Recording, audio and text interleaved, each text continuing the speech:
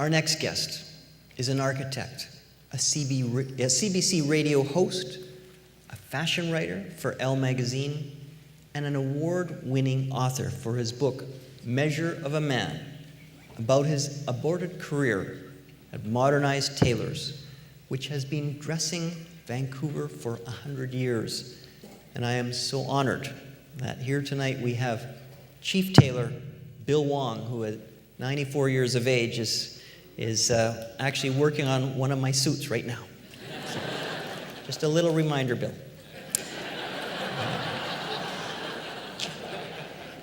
Our next guest sees writing as not only about communicating to others, but as a method of self-awareness and understanding.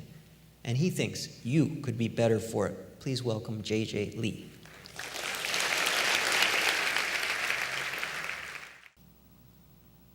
I want you to do something for me right now.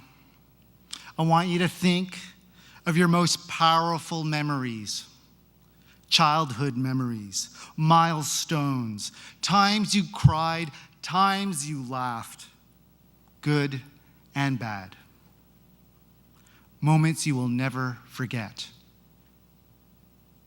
And if you will, hold on to them as I speak. Our memories are like a mirror. They tell us a story about who we are. And sometimes we don't like that story or what that story, that mirror does to us. Nevertheless, we cling on to those memories just like Harrison Ford does in Blade Runner. Because if we don't, we cease to exist. Memory is improvisation, facts thrown together and turned into a story, but not always a good one, not one that is well thought out.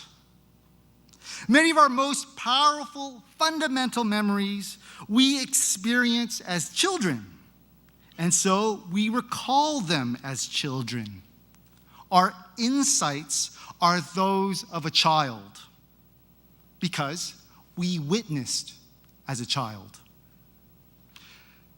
But what would happen if we explored, remembered, relived as adults the childhood memories we allowed to define us? When I wrote my memoir, I wrote about 70,000 words. But it took me one paragraph, just one, to change how I see myself and my father. It was an act of reflection that I could only achieve as an adult. And I could only get there through the act of writing itself. Now, Anita Chong, my editor in Toronto, made me do it. I remember the book was about to be published, and she calls me one day, and she goes, JJ, you need to write a new scene about your father during your high school. This is how Toronto editors talk, right? During your high school years. And I tell her, I don't remember. My father, not in those years. He drank. He stabbed my mother. He killed my dog. And I stayed away from him. The concrete memories of my father during that time, I did not want them. So I'm on the couch talking on the phone and I'm lying down and I'm like this, right? I'm like, this is like, Anita, don't make me, just don't make me. And she goes, the book needs it. And I blurt out, I knocked him out once. And being a brilliant editor in Toronto, Anita says, well, maybe you should write about it. And I hang up the phone and I sit right away. I hang up my phone, I sit at my desk, and I put down the quick and easy facts.